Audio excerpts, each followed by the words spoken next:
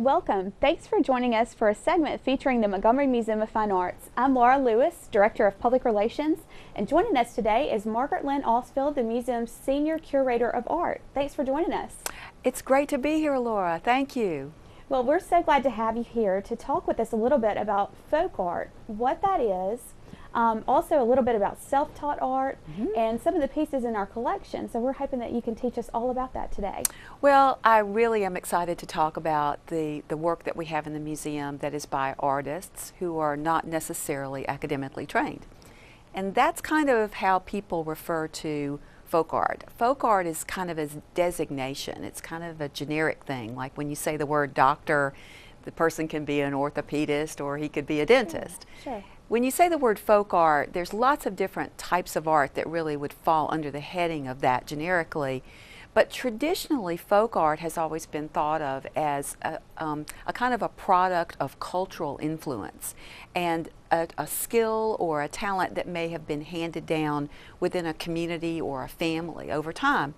So when you think about the traditional folk art, you think of things like quilts, for example, where a young lady or a man, even a boy, might have learned the traditions of sewing or piecing quilts within his family or his community, and then have continued to do that over time and developed his skill as a personal skill within that community kind of environment. But there's different kinds of art that also fall within that term of folk art that today we more traditionally call self-taught art. And usually the difference is that the individual who's doing work that we think of as self-taught is someone who, in the same way, didn't attend art school, but they also didn't necessarily learn these skills from their environment. The idea of making the art, the skills for making it, the use of the materials is not something that was traditional within their community or within their family. So you have artists that were making things that were very unusual, and they simply did it because they wanted to do it, because they enjoy doing it. And indeed, there's plenty of folks who are still doing that today in ways that they're really creative and really interesting.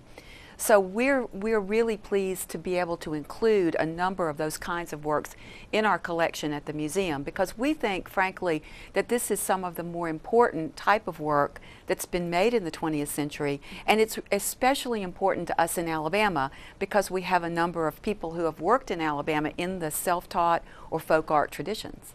That's wonderful, and the museum does have a wonderful collection of folk art, self-taught art. So tell us, I know that this has sort of garnered a lot of national attention, particularly with some artists like Mose T, Jimmy Lee Sudduth, and those types. Could you tell us why it's so important for the museum to collect these pieces and why the museum began this tradition? Right. Well, as I said, I think there's a lot of history of folk art or self-taught art in Alabama, starting way back in the 19th century when people who migrated from the eastern coast of the United States came into Alabama, and they brought traditions of pottery making, quilt making, and that type of traditional craft with them. And so those things have been made in Alabama for many, many generations. But in the middle of the 20th century, people began to kind of recognize the existence of a kind of type of art that was being made by people. A lot of times it was folks in rural areas they were practicing within a kind of a very different tradition than the artists who were trained in schools. And these people began to attract a following. One of the earliest of those people was a man who lived right here in Montgomery, Alabama in the late 1930s and early 1940s. His name was Bill Traylor. And his work is some of the earliest self-taught art that is known to have been made in the 20th century. He worked around the same time as a sculptor named William Edmondson, who was from Nashville. And the two of them were doing something that was completely unique. They didn't learn it from anyone else. They simply began picking up and making these things that they made spontaneously, but with a great deal of vision and with a great deal of creativity. And their work was really recognized as something that was very important in terms of common people making art that then later is conceived of as, wow, there are other people who are doing this, and people who did it later. And they're starting to form a sort of a group of artists that we know as self-taught. There was a very important show, an exhibition that was done in Washington in 1982 at the Corcoran Gallery of Art, which, if people have ever been to Washington, it's right around the corner, and it's an American museum there.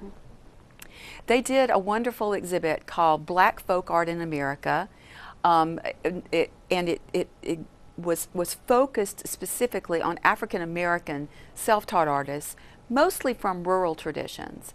And included in that exhibition were Most Tolliver, who was also from Montgomery, as well as Bill Traylor and other artists that were from the Southeast who worked within that tradition. And other artists who had actually migrated from the Southeast up to places like Chicago and Detroit, who had also worked within that tradition. So once that show happened and people began to understand what was going on with these artists, more and more of them began to come to the fore. And people started to really look at their art and interpret, you know, why was this important? Why were these artists making this? What made it different from the artists that were making art in places like Los Angeles and New York? One of the things was that, again, rather than working within a tradition in which the artist is trained in a school or a university, these people were completely spontaneous and totally creative in what they did. Everything just came from the inside. It's not like they were looking at Picasso or Caravaggio or Michelangelo. You know, they weren't really familiar with those traditions necessarily.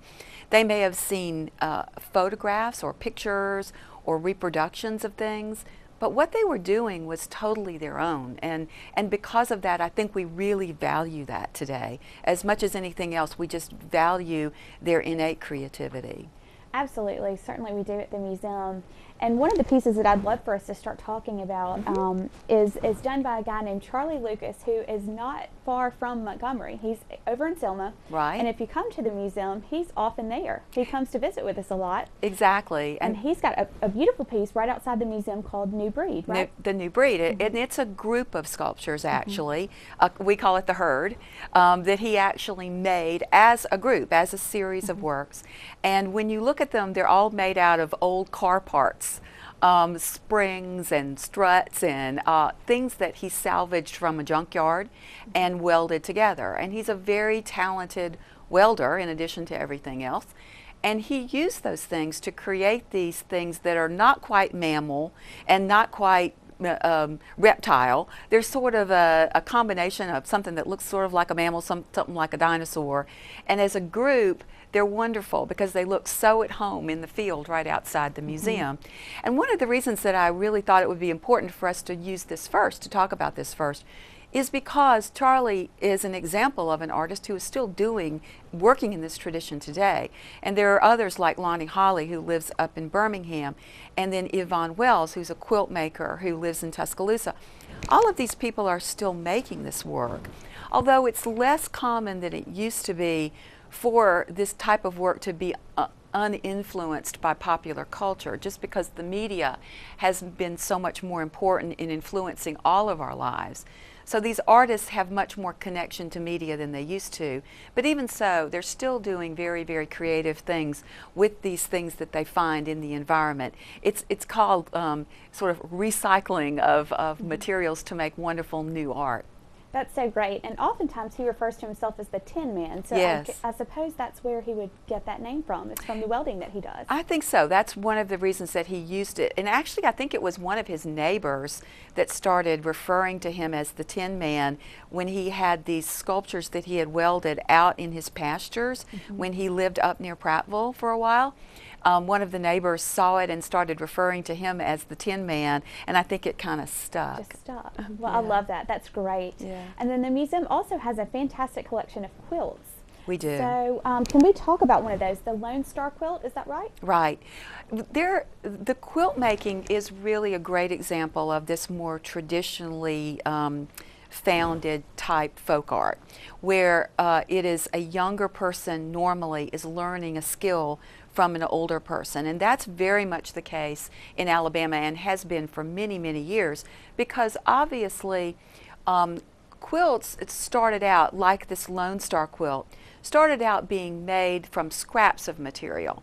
And they weren't scraps that you went out to the fabric store and you purchased. These were leftover pieces of clothing or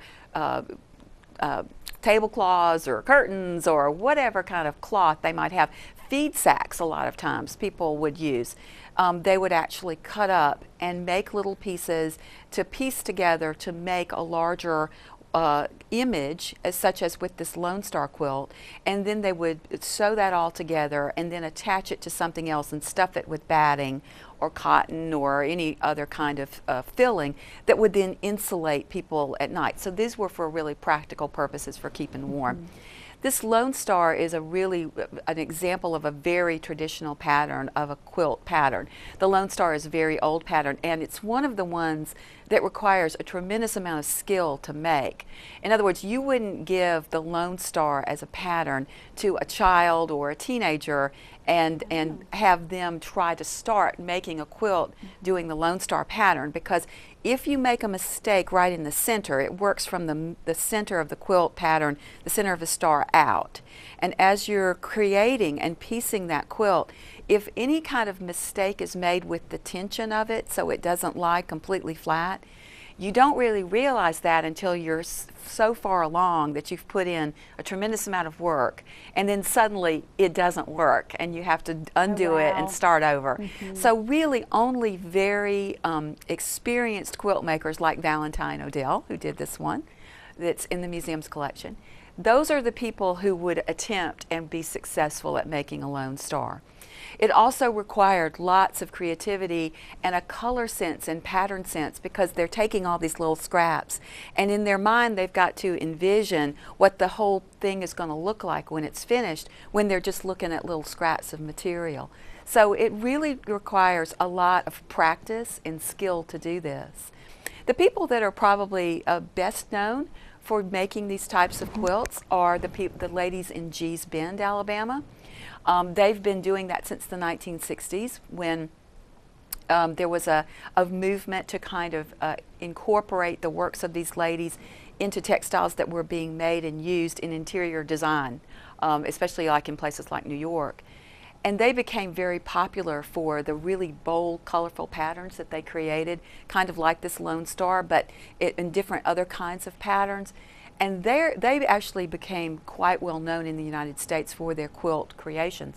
And we have a couple of quilts in our collection at the museum that are by ladies who were part of that Gee's Bend quilting cooperative. But the quilts generally that we have in the collection are a little bit later than that. Most of these were made in West Alabama by African American ladies, really in the 70s and 80s. Okay. Well, it sounds like sewing is an important part of self-taught art. So yes. Tell us a little bit about this next piece, Nora's Necktie Flower Garden. Yeah, exactly. And you know, when you talk about this being a traditional kind of skill that's passed on from within a family or a community, Nora Ezell is a wonderful example of this, because she learned to quilt very traditionally when she was a young woman from within her family. But then she, like a lot of self-taught artists, sort of began to want to spread her wings and fly. You know, she wanted to do something different with her skills. And she began to realize that she could take her own innate creativity and inject it into this quilt making process and come out with something that was, again, totally unique. And what the Nora's necktie is, as you can see, it's old neckties that she collected, probably within her family or from old clothing stores, the Goodwill, the Salvation Army. You know, she would go and buy them and would just save them. And then she would begin to create these wonderful, huge, kind of flower patterned quilts using cast off neckties as her resource. And it was very time consuming for her to make these. They They were not something that she could do within a matter of weeks. They took months of kind of concentration and skill for her to be able to do this. And she became so respected for her quilt making skills that she was actually given a National Endowment for the Arts Heritage Fellowship in 1993, which recognized individuals within the community of self-taught or folk art for their contributions to American art in the 20th century. So that was a huge honor for her and really for us in the state of Alabama too. Absolutely. Well, I'd love to talk about one of my favorite self-taught artists, and that's Jimmy Lee Suddits, because he painted with mud, right? I'm just so fascinated by that. You know, yes, he did paint with what we call mud, which in actuality was different types of Alabama clay. Where he lived in Fayette, over in West Alabama, there were different kinds of clay deposits within the area around which he lived. And he very early on, way back in the 1960s, started just experimenting with making paintings using these different colors of clay. And he realized that he could use these colors of clay just like an artist would use pigment, paint. And he really, again, going back to the sort of, this was something that he had access to. It didn't cost any money. Basically, he could do it just as a pastime, and it was something that he enjoyed doing, but that he built skill doing it, so that he became better and better at it. And the more he did it, the more he enjoyed it, and the better he got. And then he began to experiment with ways to use the clay. The picture that we're looking at now, which is of the woman churning, is a very good example of how he used the clay more as a drawing, almost like a drawing material, like a chalk or a pastel, where you can see that it's very chalky-like substance, where he took a wad of it and kind of drew it on the surface of this board to create this really fabulous image, which people look at and they kind of think of a modern artist like Picasso or Braque or a European kind of Cubist artist almost, because of the sort of flat and patterned kind of way that he did it. But the image itself to him was very significant because, of course, he remembered ladies in his family doing actual churning of buttermilk to make butter. And so this was like almost like a tribute for him to people in his family, for him to make this kind of a picture. But he also used clay where he would mix it with a sugary liquid like a cola or syrup, depending upon the consistency that he wanted it to be. And then he would apply it with his fingers, or he would apply it with a stick, almost like you would apply paint to a surface. And these were much more fluid looking. And he had a wealth of range of subjects that he loved to paint over there in West Alabama. He painted buildings, architecturally. He was very interested in architecture. He painted houses. He was very well known for painting little log cabins. He painted actual civic buildings, churches, the City Hall in Fayette. He loved to paint, and he would just paint lots and lots of different subjects, and he kept them. And the people in Fayette really, at first, you know, probably this is true of a lot of folk artists, the people who live around them don't really quite understand what they're doing. You know, it seems a little odd to them. Gee, you know, he's not an artist. What is he doing? But once they sort of started understanding that he enjoyed this and saw what he was doing and the subjects that he was making, and they began to see the connection to their own world, their own environment, and what he saw in his work, then they began to really understand. And he was embraced by all of the people in the community of Fayette. Everyone there loved Jimmy Lee Suddits, and they really embraced what he did as an artist, so much so that they began collecting his work in a little museum over there for the community, which is great because they do have lots of examples of his work. And we were very fortunate to do an exhibition at the museum in Montgomery several years ago, and we actually published a wonderful book about his work that's available actually still in our museum shop, that talks about his history and the kinds of, lots of images of what he painted, and also kinds of explains why he did what he did. And we were really delighted to be able to do that. And when we did it, we also were able to do something that was very important for us as a museum collection, and that is to bring all of this work by him. I think there were over 70 pieces in the show that we were able to bring to Montgomery, and we installed them in the museum as a temporary exhibit.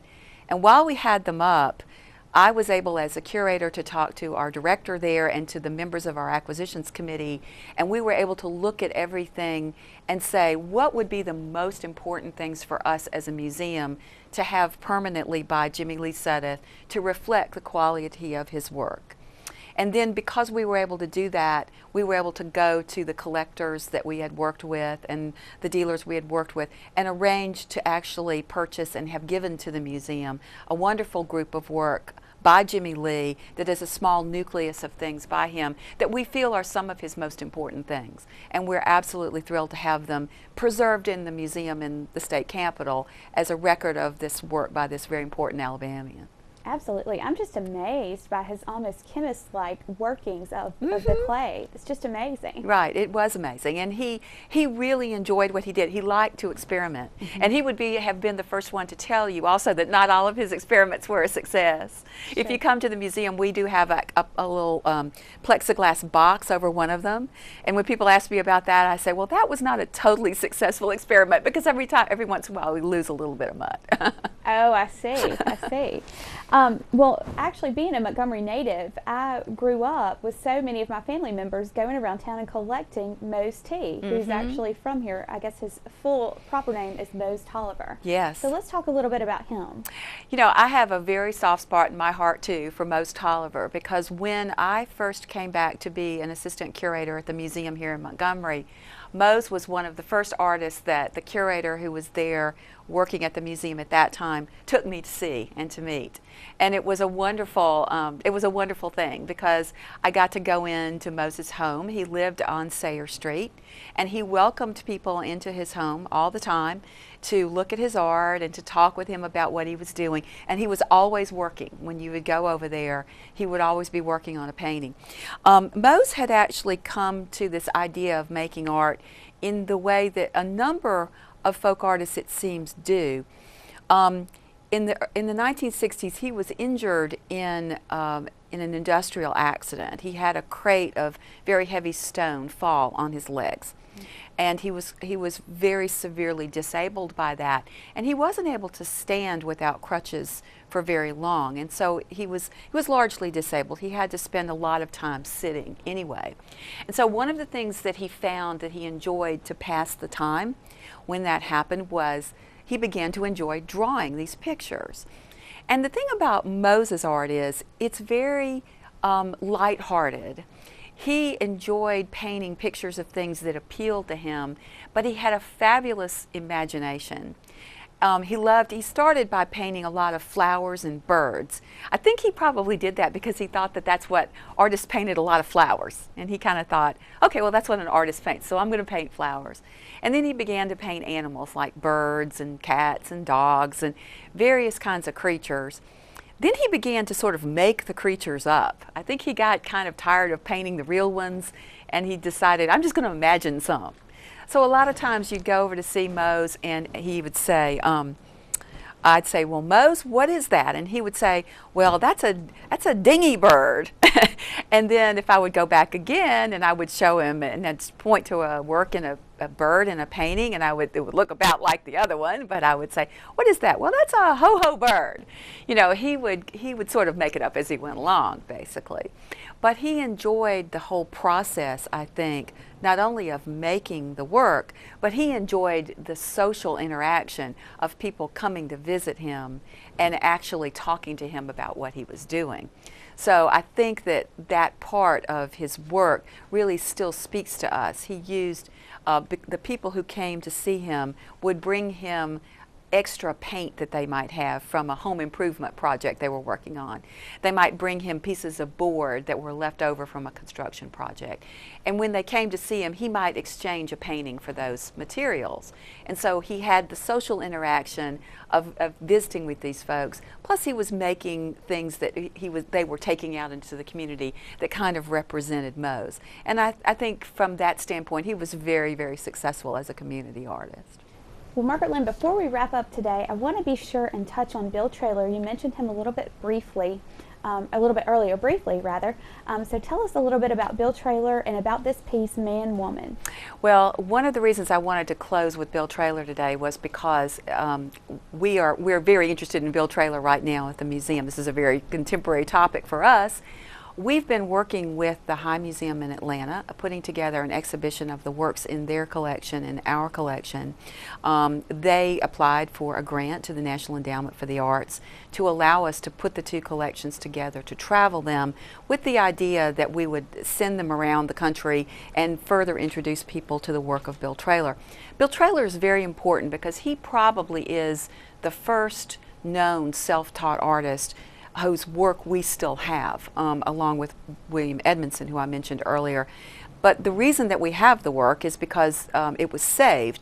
Probably there were a lot of other artists who worked in this sort of very creative tradition within the 1930s, 40s, 50s, and on forward, whose work we don't have because nobody was there to save it. We were very fortunate in Montgomery that we had Charles Shannon, who was an artist here in Montgomery, and he was in his early 20s at the time, who went down to the African American Business District at the time, which was on Monroe Street and Lawrence Street, down around in that area. And he saw Bill Traylor drawing at that point on the street with a straight edge, drawing on cardboard, making these really wonderful drawings. And he appreciated them for what they were. As an artist, he really understood how important they were, and he worked with Traylor a little bit. He brought him materials, he talked to him, he encouraged him, and actually and saved this work over a long period of time until, lo and behold, when I mentioned that exhibit in 1982 at the Corcoran Gallery, that was one of the first times that the rest of the country actually became aware of the work of Bill Traylor. So Mr. and Mrs. Shannon were kind enough to give the museum a wonderful collection of Bill Traylor's drawings, and in 1982, and we have had them in the collection since that time. The High Museum, since around that time, has also had their collection. And the High was gracious enough to put together a beautiful publication that goes along with the show. And as our portion of that project, we're doing a symposium here in Montgomery in April, on April 14th, Saturday. We're going to have a number of speakers at the museum who are going to talk about Bill Traylor and his work and his relationship to mid-20th century American culture, as well as the history of Alabama and Montgomery at that time. And the really fun part is going to be we are going to go down to Monroe Street at the end of the day, and we're going to have a reception down there and a brief walking tour of some of the places where Bill Traylor actually lived and he made his drawings. So we're really looking forward to that. We're working with Marianne Neely, who's a local historian, to put together a really neat, fabulous walking tour for our symposium participants. And I just think this is going to be a wonderful opportunity to really find out more about Bill Traylor and about his work. Well, that is wonderful, Margaret Lynn. I'm so excited about the programming coming up, and I'm so thankful for all that the museum has done to collect this folk art for all of Montgomeryans. We're so fortunate to have so many of the artists here from Montgomery and from Alabama, and we're able to see all of that at the museum. Yeah. And if our viewers are interested in learning more about these artists, of course, you can always come to the museum. We have several of these publications available in our museum shop. And of course, if you visit our website, mmfa.org, you can search any of these artists that we've talked about today and find all of the pieces and all sorts of information about them within our collection. So we hope that you'll either visit us soon at the museum, we're always free and open to the public, or visit our website at mmfa.org. Thanks so much for joining us.